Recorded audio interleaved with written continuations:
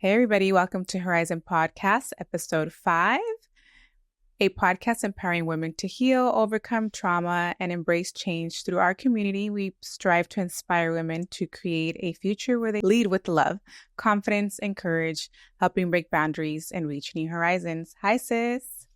Hello. How are you? I'm good. Welcome back, guys. Thank you for joining us once again. Episode 5. I know I get Yes. excited every episode. Yeah. I do. It's exciting. We're here. It's exciting. Okay, so what we want to talk about today. What are we going to talk about today? So today we're going to talk about stepping into your feminine energy. Oh, okay. That's a good topic. Yeah. Yeah. And how we can do that by allowing ourselves to be vulnerable. Okay. Yes. Okay. I think that it's going to be a great topic, honestly. Yeah. All right. So starting off, what is feminine energy to you? Feminine energy to me is, and I really had to think about this, feminine energy is walking in soft, gentle ease. How would I describe it? Just being soft, being gentle, being delicate. Okay. That's how I would describe it, I would say.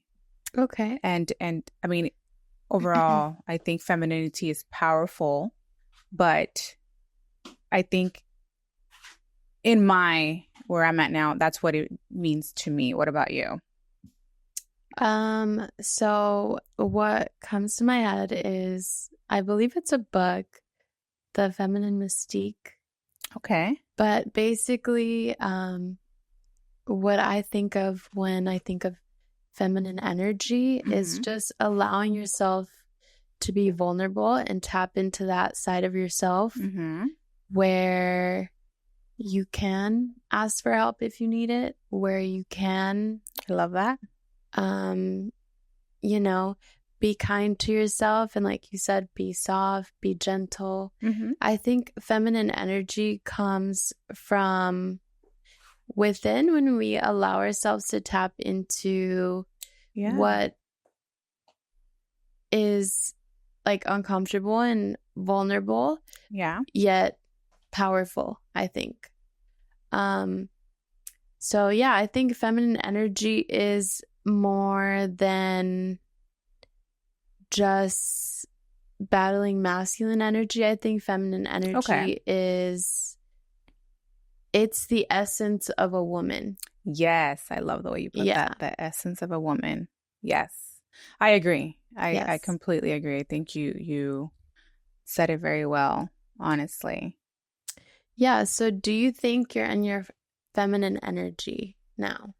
I think I am learning to walk in my feminine energy, and I'm learning to embrace that side of me, which I've never really tapped into before and never really knew what that meant until recently, to be honest. And I think it's you have to put yourself in that place. It just doesn't happen. So I'm learning to embrace, to be feminine in a lot of different ways. And I'm loving it. I love that femininity because I am always in my masculinity. So when I do get to tap into her, I love her. Yeah, I would agree. I think feminine energy requires us to relinquish control, release control. Yes. And just kind of allow things to go how they're supposed to go, without trying to force things to go a certain way, right? Yes. It's just, for me, it's allowing for me not to be in control and just not be on, how would I say it? Always thinking of what I have to do next. Always thinking of to me, being feminine is allowing myself to not overthink all the time and be in control all the time. Yeah. Yeah, I think being feminine is like a superpower for women. Yes. Yes. I think when we're in our feminine energy, we can be very powerful. It can be very empowering. I agree. Yeah, and I think it's important for women to embrace that side of themselves. I agree, but I've recently realized that I think it's hard for women to do that. Yeah, I think especially in this generation, I think it's hard for women to tap into that feminine side of them. Yeah. And, you know, I think with this episode, I hope that we can share, you know, some awareness that it's okay to be feminine and vulnerable and delicate and soft. It doesn't mean that it's stripping you from being that strong, independent, powerful woman, right? Right. It's just tapping into who we were born to be as women, feminine. And I think you can lead for sure with being an independent, strong woman within your aura, within for sure your very feminine energy. I think naturally that's how we're kind of set up, and I think the world and the way things are set up, that we've had to operate on different levels with different energies. Mm-hmm. We have to adapt, and we've adapted. Yes. Women are, you know, we're great at adapting and adjusting as we need to. So I think I like how you bring it up that it's hard for women to let go of that just more masculine. I mean, I wish there was another word for it. Yes. To be honest with you. I was looking for another word and I couldn't find it. Yeah, I wish there was another word, but it is a masculinity, because we do have to play so many roles, not only motherhood for me, not only, you know, women, things, household, chores, war, like there's so many titles that I think a woman wears. Yes. Especially now in this generation, now that we stepped into equality with men, where we work and we're in the work field and we carry different things.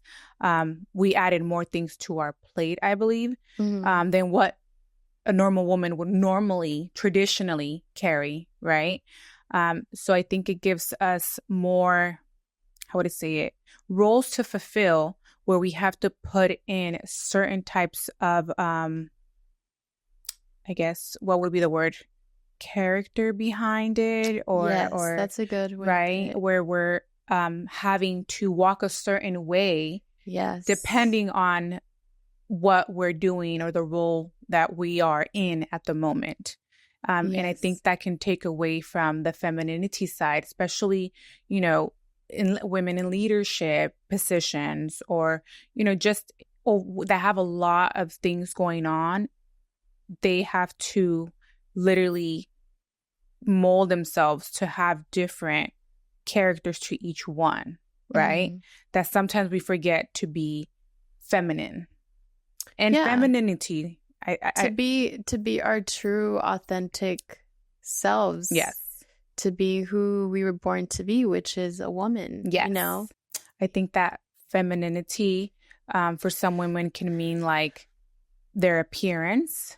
I feel like that might be like a first thought when a woman thinks of feminine, and that's not really necessarily what it just is, that, right? Yeah. It's not just appearance. It's not just what you wear. It's not just what you do for yourself. I think, to me personally, that does apply to that role, but I don't think that it's really just that. It's more than that. It's the way you carry yourself. It's the way that you embrace and walk with that gentle softness, delicate, and don't allow these words to strip you from who you are as a strong leadership, or as a strong mother, or whatever your title may be. And let me just add, I think it's also the way you treat people. 100%. Yes, I agree with you on that. So there's different components, there's different parts to it. appearance is part of it. Yes. But like you said, it's not the whole thing.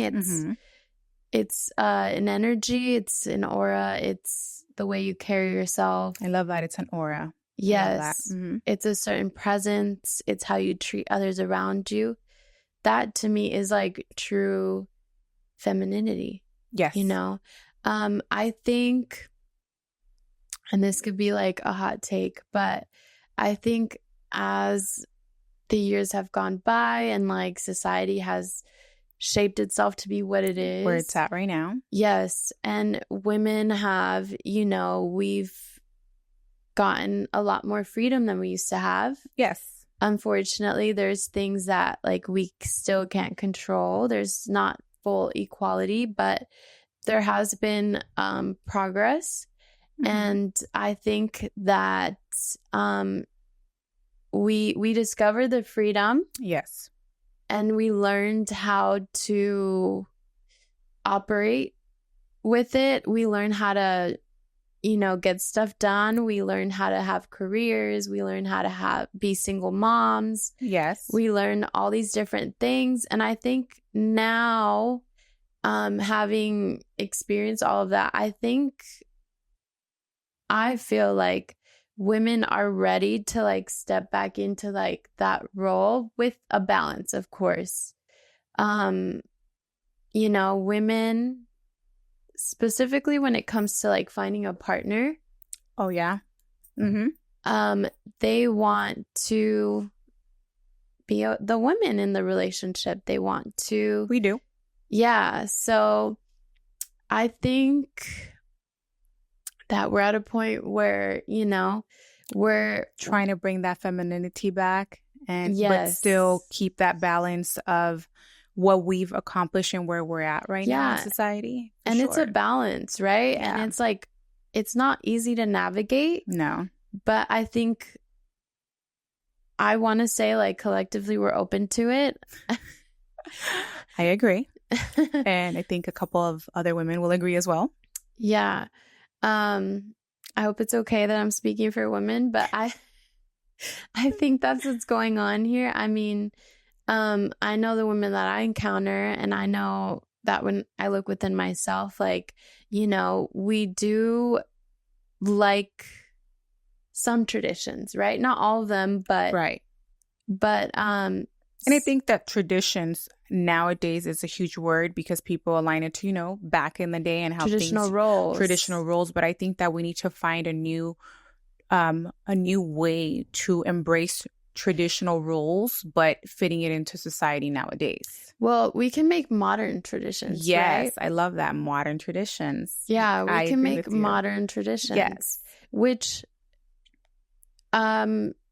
traditional roles are not like, they're not so common. And I think a traditional relationship is not what everyone is looking for these days. But I think we're looking for some of the traditions and how to modernize them and how to find that balance. I think with each generation, things just keep getting either they get better or they get worse. We always have the two, right? And I think with this generation, we you know, the traditional, I think when I think traditional, I think the woman staying at home, the husband providing, but along with that comes roles and treatment that we now society, now generation, I don't think are willing to accept. Right. And I think that it takes away from that. And I think that there needs, like you said, there needs to be a balance where as women, we will stand up for what we will not take. But at the same time, we will also learn to be feminine and know our place and who we are and how we walk and what we will accept. But at the same time, learn to be feminine and allow the men to be masculine as well. Yeah. If that makes sense. That makes sense. Yeah. I think, you know, we need to, as women, know our role and know that feminine side of one another. And not only that, but I think everyone has a different take on what femininity is. Yeah, that's going to be unique to everyone. Yes, and it's for you to Yeah. find out what that means to you, right? And for you to embrace or not embrace Or if not you're not embrace. ready. Right, If you're not right. ready, but embracing it can be a very beautiful thing. Yes, and I think that that starts honestly with like allowing yourself to not walk into a masculine energy all the time Yeah. as a way of like protecting yourself maybe, or like, right? It most definitely can be a protecting Yeah. mechanism, like women, we have to trust our intuition. We have to have our guard up Yes. when we go out, like we have to be aware of our surroundings. Yes. And some of that can come off as like, if a stranger approaches me, I'm not going to be feminine, I'm not going to be in my soft energy, and that's kind of when we have to switch it on, right? Yeah. We have to take control of the situation, make sure that we're safe. That's just something that comes with being a woman. I think knowing perhaps the time and the place to turn it on and off, right? Oh, for sure. I think that that's a great you that was great that you said that, because I think that some women, and I realized that about myself, I was walking in masculine all the time, that I wasn't allowing myself to be feminine at certain times, right?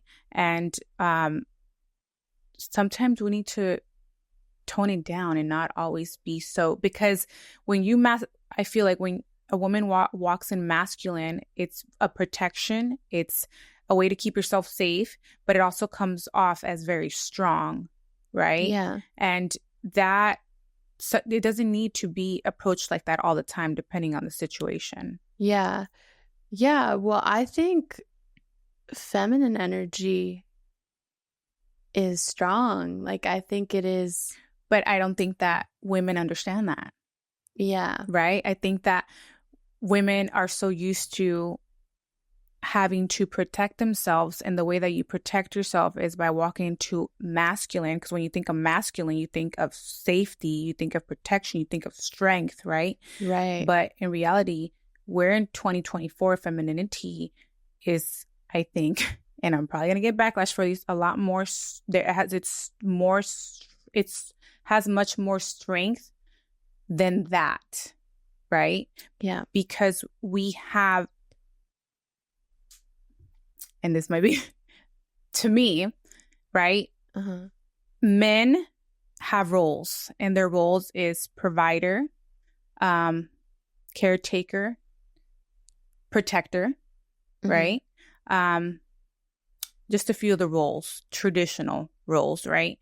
And women, we're homemakers, we're caretakers, we're mothers, but we're in a new generation where we're actually we can be as equal to a man, and we can do just what a man does. Well, yeah, women are providers too. Exactly. Yeah. So, but if you think about it, we've added more roles to what we have.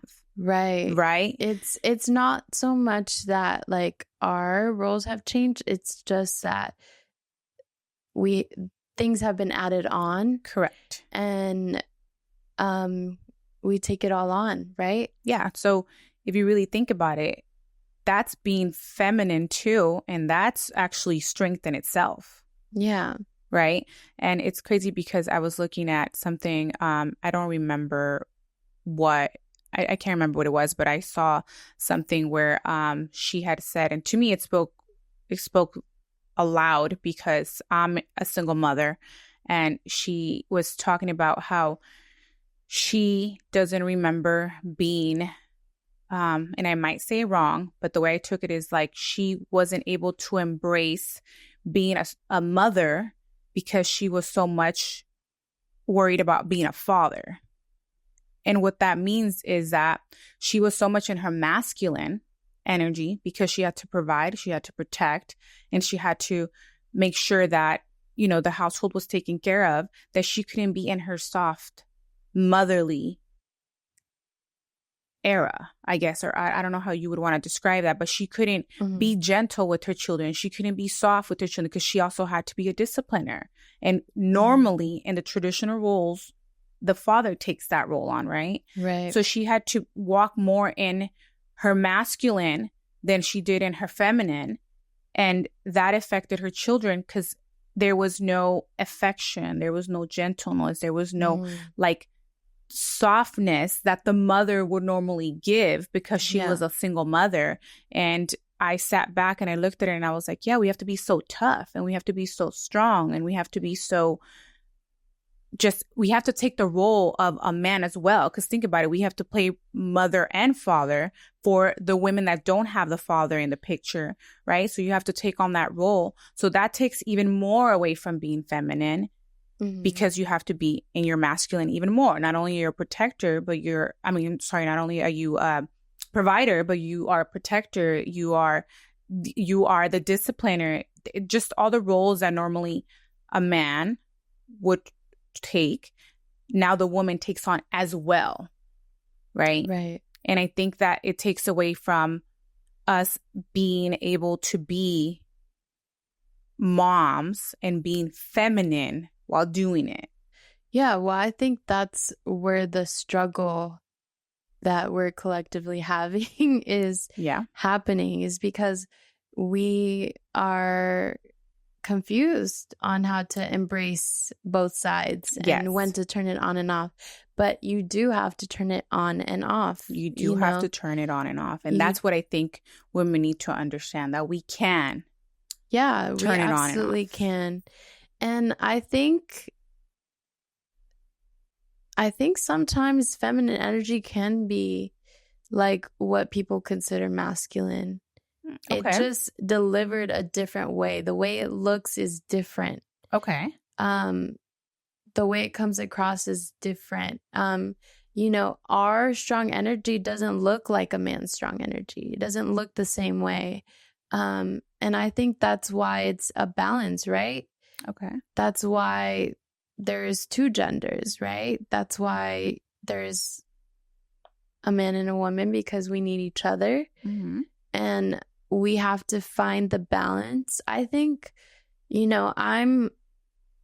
I feel like really lucky and blessed to live in a time where I'm able to pursue a career, where I'm able to have these freedoms, where I'm able to wait to have kids or start a family until I'm ready. That is a luxury that prior generations were not given. And certain countries still don't have that. Exactly. Yeah. So I think that's like a beautiful thing, but yeah, it is a struggle. Yes. Like, am I too much in my, let me be self-sufficient, let me take care of myself, let me take care of those things I need to? Am I too much in that energy where I'm not attracting a partner? Because I can do it because myself. I can do it all on my own. Exactly. Yeah. It's funny because, we had this topic a little bit similar on Todo en Vida podcast with Ashley. And we talked about that and how, independent women really walk in that independence and we don't need a man, right? But in reality, wouldn't we like a man to take us off our independence sometime? Yeah, I think here's what it is. I think the difference is a need and a want. Okay. Right? Mm-hmm. Do you need a man or do you want a man? We don't need a man. But we want a man, right? But we want a man. When you want a man, it's going to look different than a need, right? Yes. It's going to be like, okay, well, I'll let this person into my life if they can provide a certain type of support. But at the same time, it will be reciprocated, right? Yes. They're going to provide me a support that maybe I can do it on my own, but maybe I want now because I don't need to have all these things on my plate. I want to take some things off and give it to someone else. So then in theory, it should be reciprocated. It should be, so what are also you contributing to them. And I think that's what makes like a beautiful partnership. I believe that, and I truly believe that, and I've learned that myself from looking at my previous relationship. I realized what I did contribute and didn't contribute overall, not just financially, but emotionally, right? And as well as being in touch with my femininity and embracing that and allowing the man to be a man. Okay, so let's talk about how do you attract a partner in these days, trying to embrace your femininity, trying to go about it in that way, right? Because we want to attract a protector. We want to attract someone that's going to make us feel safe. So how do we do that? I think it's by walking in that femininity, and I think also by knowing what type of partner you want in your life. What is it that you're looking for to attract, and walking in that? And I think it also needs to be, like you said, reciprocated back. So we talk about what we want, but you have to be able to also give that person that back. And I'm not saying specifically that, right? But just knowing how to be feminine, right? Knowing to me what's your love language and what's their love language, right? And sometimes I think people lead with like, well, this is how I want to be loved, right? But how does that person want to be loved? Did you pay attention to that as well? And I think that's part of like being feminine, is getting to know the other person and what it is that makes them happy, or what it is that makes, what are they looking for in a woman, right? And what are you willing to give in order for you to receive what it is that you want from that person as well? Well, they say the highest form of love is consideration. Okay. Right? Considering the other person. And I think that's true. I didn't think about it like that. You know, you have to really test yourself and allow yourself to let someone show you what they're capable of. I think you have to pay attention as well. I think it's paying attention, of course, and not getting caught up in your just, this is what I want and this is what I deserve and this is what I'm looking for, but also how can you reciprocate that back? Yeah. Also just letting it happen, letting things go as they go, and then observing and taking the information from that to help choose a partner that's a right fit for you. How does emotional intelligence play a role in all of this? I think it plays a huge role. I think it plays a huge role because along with emotional intelligence comes learning how to manage situations where there may be some high and lows in emotions. And I think communication, which has to do with a lot of emotional intelligence, because I truly believe in any relationship. It doesn't matter if it's partnership, friendship, business, any relationship, you have to learn how to communicate overall in order for it to grow. No matter if it's a business, no matter if it's a friendship, if there's no communication, I truly don't think that it's going to work, and that comes with emotional intelligence. Yeah. I would say you can't do it at all without emotional intelligence. I agree. I would say you won't even know how to tap into this energy we keep talking about without emotional intelligence, because it requires like regulating yourself. It requires self-awareness. It requires knowing when to turn it on and off. Yes. That takes emotional intelligence.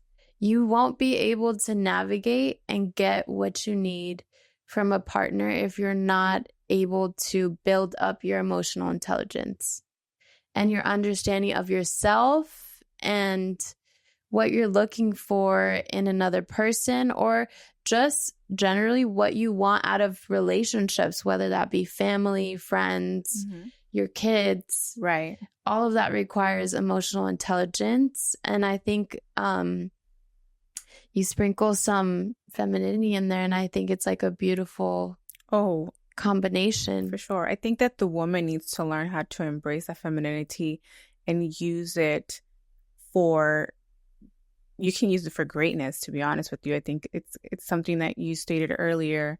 It's knowing when to use it and when to apply it, right?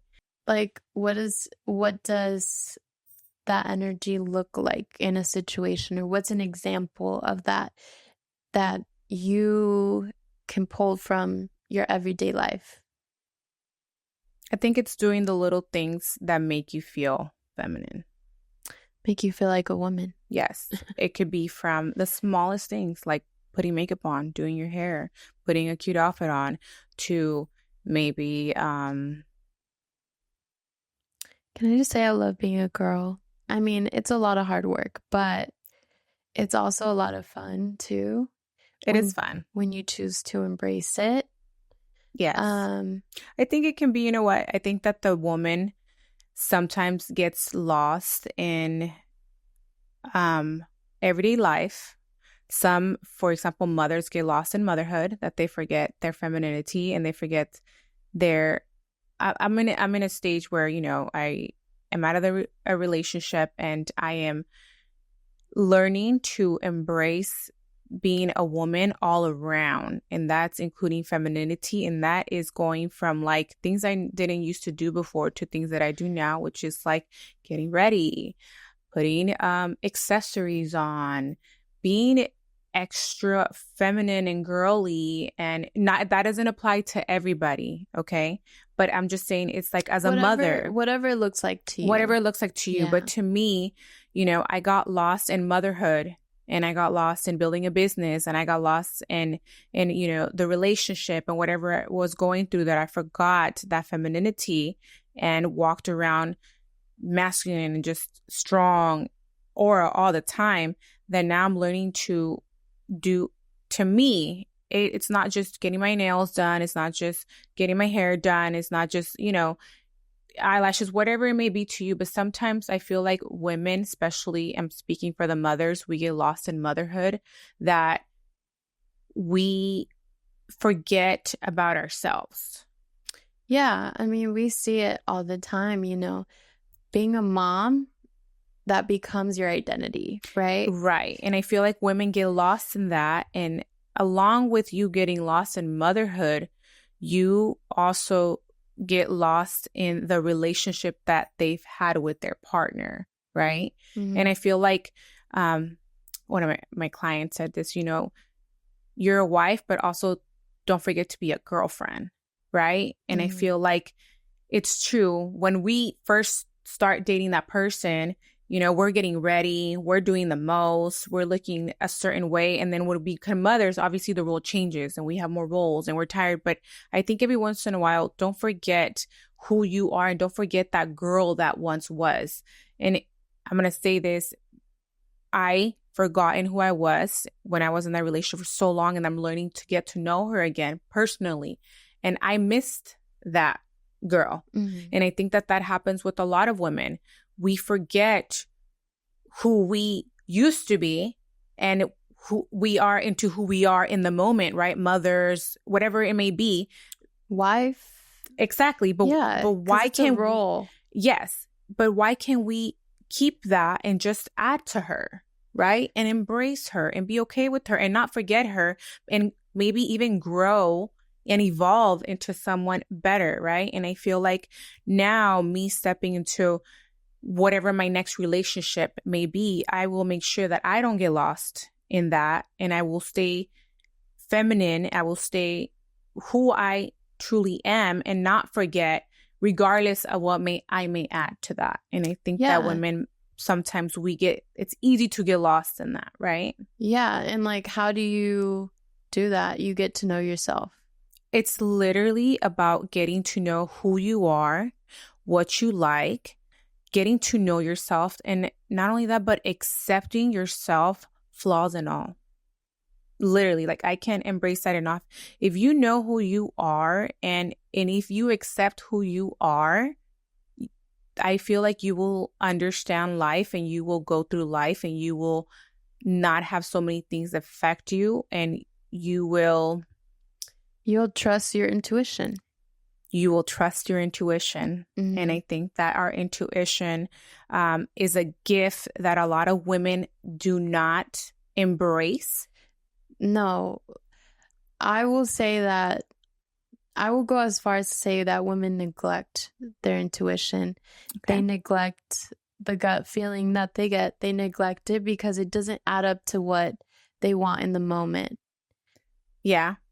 So Yeah. I think the only way to trust yourself and trust that you're going to get what you want out of life is to really understand who you are, what you like, what you don't like, what feels good, what doesn't. Yes. All of that is honing in your intuition, right? Right. There's nothing like a woman's intuition. There's nothing like it. No. A woman's intuition, bar to none. Like it cannot even come close, because it's just something innate that I feel like women are born with. It comes with, having children. For those women that choose to have children, those instincts are natural. They're God-given. Yes. And there's nothing like it. But I will say, like, throughout the journey of life, that can get like lost. Yeah. Yeah. And neglected, lost. Sure. We doubt ourselves. So when should we trust intuition, our gut feeling, over logic? Oh, that's a good question. When should we trust our intuition over logic?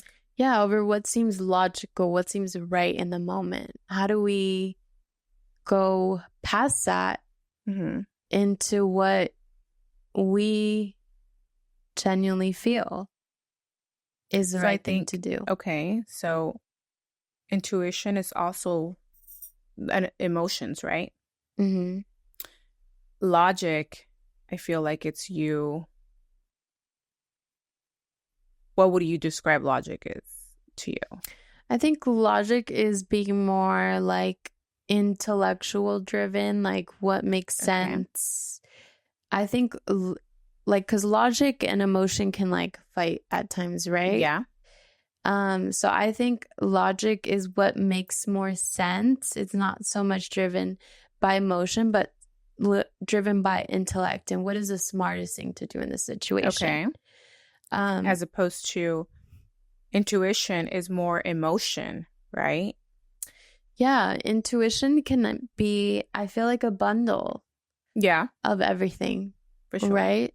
And not to say like no one's ever trusted their gut and been wrong. No, yes. Right? Right. Because I feel like it's a muscle. Like you have to continue to train it. And you have to continue to feed it, and you have to continue to choose it in order to make it stronger. It's like practice, right? Right. The more we use it, the stronger it gets, and the more it will help us. And the more you're in tune with it, like you said, the more you use it, the more you're in tune with it. I think how do we say it? It's right. Yeah, the more you allow yourself to use it as a guide, the more in tune as a person, it's all going to come together a lot easier for you. Correct. Yeah. And in life, when we make choices, there's something to say where like, yeah, sometimes our gut will be wrong. Like, we're human, we make mistakes, but I think there's a lot of value in trusting your gut and being wrong because you trusted yourself at the end of the day. Right. And we are always learning, making mistakes. It's part of life. But you trusted yourself. Like, that's important, that's powerful, that's necessary. Here's another question. How do you tell the difference between fear and intuition? Oh, fear is driven by, what would you say? Well, I would say that sometimes fear is a good response, and it's okay that it's part of our intuition. Okay. Because sometimes fear can get us out of bad Yeah, and situations. it's there to protect us. Yeah. So I would say, um, sometimes there is not a difference. Sometimes it is warranted. Sometimes it's necessary. Now, if you're allowing fear to get in the way of following your goals and your dreams and certain things that you want to achieve, I think Right.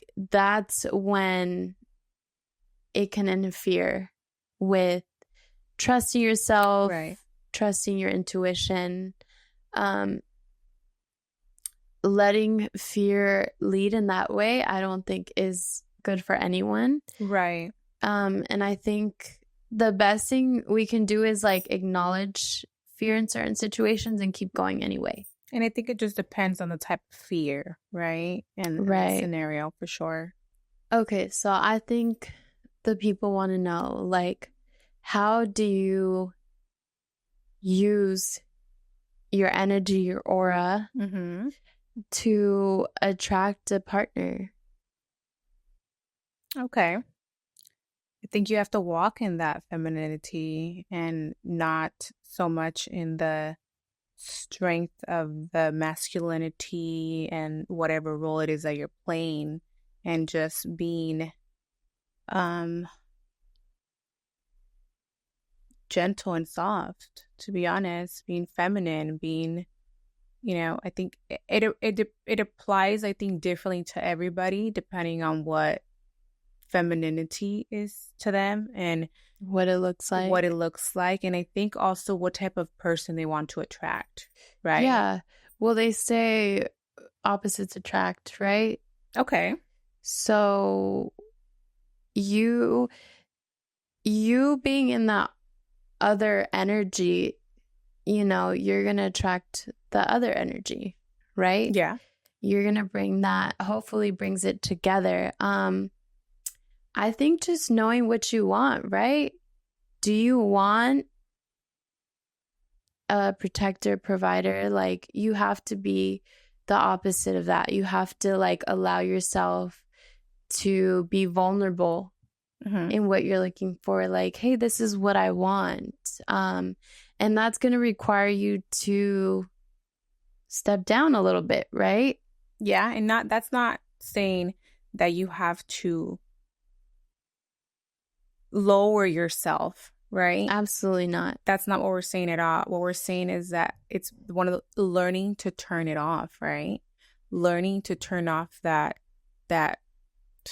masculinity, learning to turn off that strength, learning to turn off that empowered, powerful woman, which you can still be and walk in, because that person that you attract will allow you to be, but you don't have to walk into it all the time, right?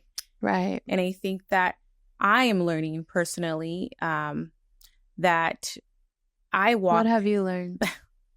I have learned that, it's true. Whatever it is that I want to attract, I have to walk in that. And if I want to, I would love to, attract a provider and a protector. I would like to attract somebody that's ambitious, somebody that's driven. I would like someone that's emotionally intelligent and in control of their emotions, and somebody that's someone similar to me. Obviously, not 100%, but I have to be able to walk into that as well. And I have to be able to deliver that as well. And I have to be able to ask those questions and have that communication, and allow myself to be feminine, and not only that, but I think my thing is because I am in control in everything in my life. And one of the hardest things was for me to allow that control. And I'm not saying that they're going to come in and take absolute control of everything, right? But even as far as the small things in life, it's like where we're going to eat. Yeah. Or like little things like that. Yeah. Right? It could also be like, okay, like maybe I don't like cooking. maybe I want to find someone that likes cooking. Perfect example. Yes. Yeah, Yeah. like just because I'm a woman, like I don't cook, you know? So We're in the new modern. So the new modern traditions is like, like, okay, that's an example. I'm not saying I don't cook. I cook. Do I want to? That's a whole different story. Yeah. But what I'm saying is like, you know what? I think it's also being able to be open about that communication as so the person doesn't expect something. Right. And that requires knowing yourself, knowing what you want. It all comes together. Being aware of what you're looking for and what you bring to the table. For sure. All of that requires just looking at yourself. Looking at yourself, looking within. Yes. And I think every woman needs to understand her value and her worth and what she brings to the table. And in order for you to do that is you have to self-reflect and you have to work on yourself and grow in order for you to attract that, right? Like yeah, so for all the single women, all my single ladies, like this is a great time to get to know yourself and really figure out what it is that you're looking for, what it is that you bring to the table, who you are as a person, where you provide value and what you're looking for in return. Like it's a beautiful time because ideally, right, you meet that partner and the goal is you're not going to be single again, right? Right. And I think a lot of, in general, for the women, right, even the younger women that are getting into relationships, I think that they really need to be in tune with like, because I don't think how I used to think when I was 18 or 19, right? To me, no. I met at the partner and I didn't look at half of the things that I look for now in a person. And I think that will save you a lot of heartache. It will save you a lot of, you will not go through things that you should not go through if you look and know what you want now. Not only do you look at yourself and literally write down what it is that I think one is getting to know yourself, right? And getting to know what you want as well.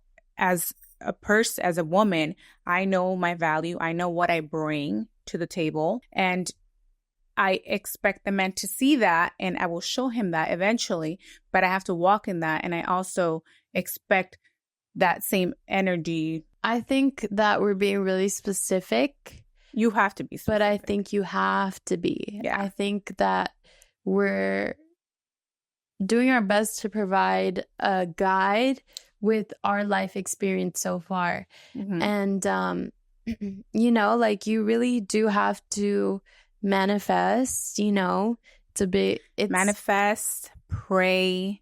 And okay, so what if you find yourself in a relationship where you're being challenged? There's like a power struggle, right? Okay. You know, you think you're right and someone's challenging you.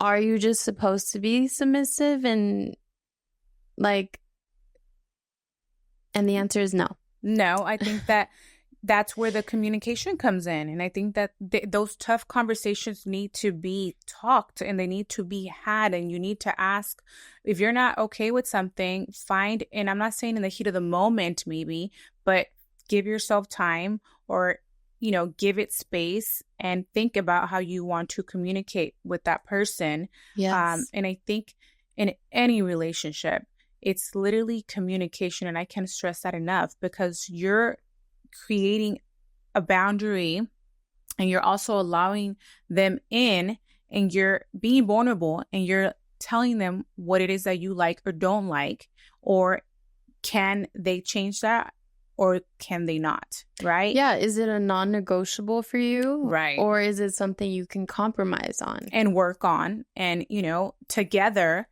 do you see eye to eye enough to fix it and work past it?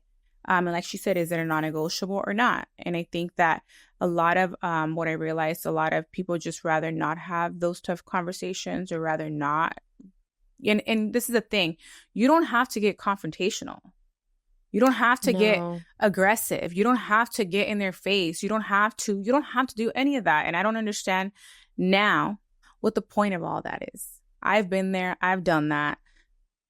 Did it for too long. And now I refuse to do that and give anybody any more of my energy. I don't care who it is. I don't care if it's a friend. I don't care if it's a sibling. I refuse to get into an argument or get out of character and handle things that I know are not going to go right in that moment of that emotion. So I rather handle it different, take my time to think about it and address it different, but still communicate how I'm feeling.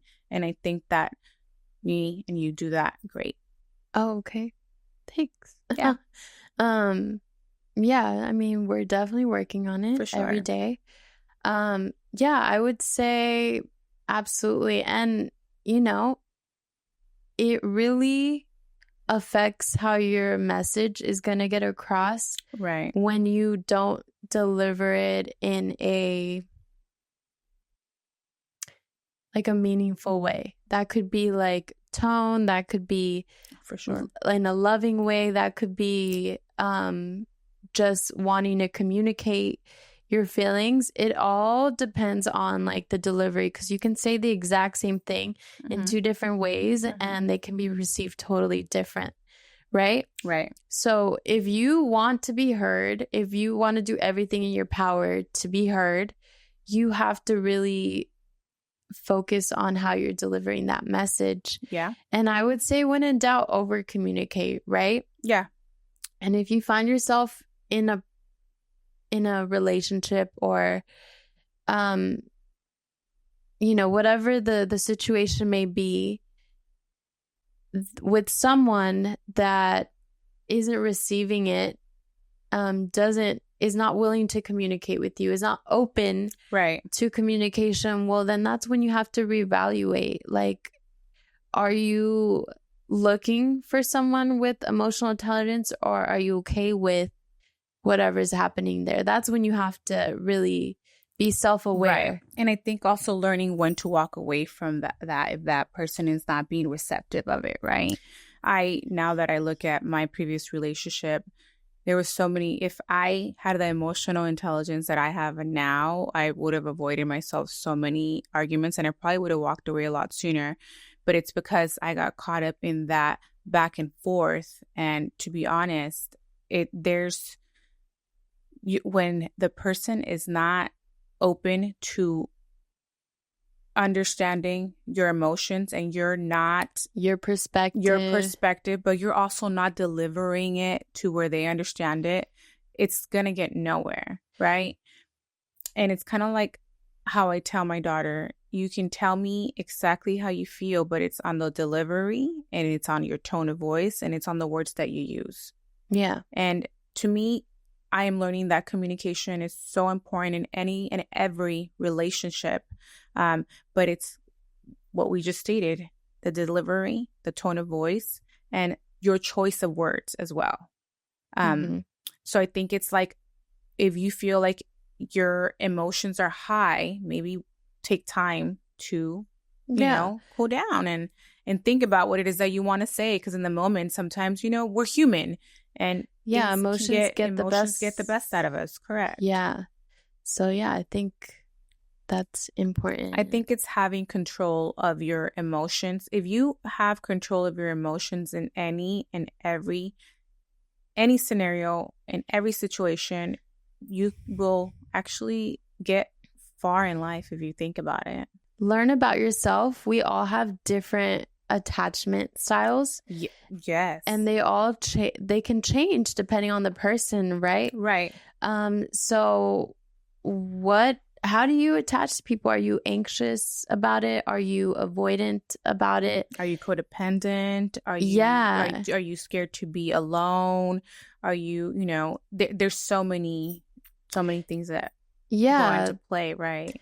And I think really evaluating that and really being self-aware of what you identify with, and if it's not a healthy attachment style, what can you do or what work can you work on, like the inner work, right?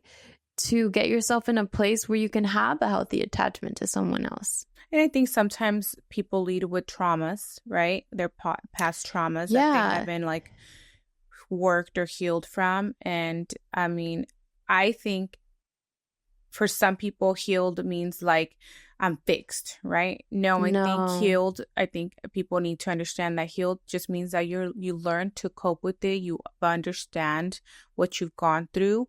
You've allowed yourself to feel it, and you have allowed yourself to move forward from it and not define you or come into future relationships. Yes. I think that's what healed means. So I think like, let's not say healed is I'm fixed. It's not. It's something that you're continuously working on, but you learn from it. It's growth, right? Yeah. And you don't allow that to define you or come in your future relationships. So I feel like a lot of people walk into future relationships with their past. Yeah. I mean, I think we are guilty of leading with our traumas. Mm-hmm. In certain situations, you know, like maybe some anxiety is like happening, and instead of trusting maybe the other person, maybe trusting our instincts, we let certain things get the best of us, and that's our trauma coming into play. Right. So I think, you know, we're all guilty of allowing our trauma to take up the space that maybe it shouldn't, you know? Yeah. Because trauma is something that we have to work through and really learn about ourselves and really go deep and uncomfortable and deep. Yeah, but you have to be willing to go there, right? Yeah. And you have to really love yourself enough to go there. And you have to be willing to go through what it truly is, and that's seeing internally and breaking yourself into every little piece, good, bad, up, down, and just being able to process all the trauma from, even including from childhood.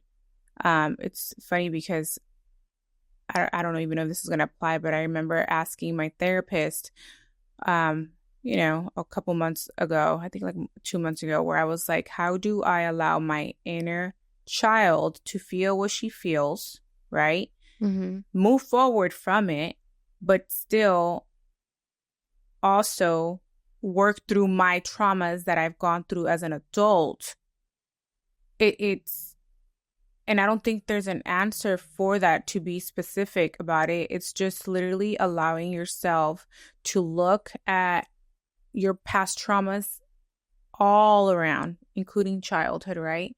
And dissecting those traumas as to what was the root of it, where did it come from, understanding it, feeling it, not allowing it to control you. And you have to feel it, because if not, you're still suppressing it. Not allowing it to control, and it's gonna drive you a little crazy, but not allowing it to control who you are now, right? Moving forward from it, and then proceeding to look at yourself and your traumas now as an adult and doing the same thing. And I don't think there's like an answer for that, but I just think it's working through it. It's learning, it's emotional intelligence, it's understanding, being kind to yourself, loving yourself, loving your inner child, as they say, your younger self. Yeah. Right? You got to love yourself through it. And know that, you know, whatever you've gone through, you know, you were a child and maybe, you know, you didn't deserve whatever that might have been, but being able to move forward and not allowing it to define you. Or making choices now that will protect that younger version of yourself. Right. Yeah, because like if you really stop and think, like what would your younger version think of you now? Do you think you would make them proud? What do you think they would say about certain situations? what would they Right. think? Right. Are you being true to them? And I think we have, in life we have two choices, right? We have the choice of we can allow those traumas to define us and we can use them as an excuse, Right. or we can allow those traumas, we can allow to feel them, understand them, move forward from them, and mold us into something better, right? And I think that it goes back to kind of what you said. What would your inner child, how would they feel if they saw you now, right? And it goes based off, I think, which choice you made. And I think it's also learning to accept yourself, flaws and all. Yeah, absolutely. And I think if you ask yourself that question more often, if you stopped and asked yourself, what would, little Iris think about this?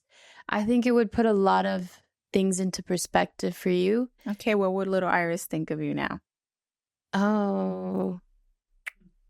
It can be just simple. Just simple. You don't have to get into very detailed of that, just very simple. Yeah, I'm going to be nice to myself and I'm going to say she would be proud. Okay. Yeah, I think she would be proud. I think she would admire my strength. I love that. I think she would want me to keep going. But I think she's here. I think she's, she's present in everything I do, and I think about her often. I think that people need to be in tune with their inner child and be okay with that, and not be scared. Yeah, you're gonna feel trauma, you're gonna feel hurt, you're gonna feel however your childhood was like, right? But I think that we need to be okay with embracing our inner child and loving them, because maybe they did have a hard life when they were young, but love them now. Be okay with them now, right? Well, yeah, they're part of who we are, right? Yeah. It's who we are. Mm-hmm. It's even though you grow up and you're never going to be a kid again, but they're always with you. They're always with you, and I feel like they're there to help guide you as well. Yeah. For sure. And think about your choices. How do you think, are you being a good role model for them? Are you making choices that they want you to make, that they wanted to make as kids? Okay, I love that. If you don't have children, look at your inner child and how would you guide them? How would you protect them? What example would you set for them? How would you view them, right? If you don't have children, it's okay, but you can still look at yourself and how would you want them? What example would you want to set for them? Yeah, right. Well, listen, I think if you have kids, it definitely changes the dynamic. For sure. Yeah. But I think your kids and who you were as a child are completely different people, and you should be connected to all of them in different ways. I agree. Right? I agree. So I think regardless of who you grow up to be, how many kids you have, married, divorced, whatever, your inner child should always be with you. It's like a compass, right? To help guide you through life. I believe that. And recently I've caught myself thinking about, my younger self a lot more than I have in the past. And I think that's it can be really profound and insightful, and it can really redirect you into what you want out of life. It can empower you to make the best choices for yourself. Yeah. So I think stay with that. Keep that within yourself. Don't forget that they're there. And I think that's a powerful message, honestly, because I feel like a lot of people lead with that inner child and they don't even know it. Yeah, because they lead with the trauma that their inner child experienced. Yeah, whether it was, I didn't get enough attention, whether it was I was neglected, whether it was I was abused, whether it was, different traumas that they could have gone through, some people lead with that and they grow up to be not, how would I say it? Not who they probably hoped they would be. Yeah. And maybe not have the relationships they want to have, you know? Yeah. Because who you are and how you make others feel, that creates or pushes away relationships. Yeah. And I mean, if you really think about it, that inner child becomes an adult, and that adult never really got to express themselves and their traumas. So now they're walking around with them, kind of throwing it at other people because they never dealt with that inner child. Yeah. As we said, like leading with your trauma. That's probably one of the things, like, if find the self-awareness, do not lead with your trauma. Because, you know, hopefully you'll have supportive, loving people in your life, but that's not always the case. Yeah. A lot of times that's not the case. No. A lot of times people don't know how to help you. Yeah. I think that I think that people just need to learn to not let that inner child control them as adults. Mm-hmm. And what I mean by that, it's basically like the trauma of the inner child. Yeah, the trauma of the inner child. Because the inner child is a beautiful thing. No, yes. Yeah, the trauma of the inner trauma. Thank you. The trauma of the inner child is controlling the adult and their behavior and how they walk as adults and the choices that they make. Well, I think that was a very insightful yeah, we went deep. Episode. We went deep. And I think hopefully a lot of you get something out of it. I've been looking at the comments and it's crazy, to be honest with you. The good and the bad. Everybody takes it how they want to take it, but I just want to say, like always, we're grateful. Thank you for tuning in, watching. Yeah. Watch the episode, YouTube, Spotify, Apple Podcasts. Yeah. Thank you for joining us for yet another episode. Yeah, we got deep today, but we needed to go there. And hopefully you got something from it. But in the meanwhile, please like, subscribe. Watch us on share YouTube, Apple, Spotify. Yeah, share on the socials. Share on the socials, TikTok, Instagram. And we'll see you guys next time.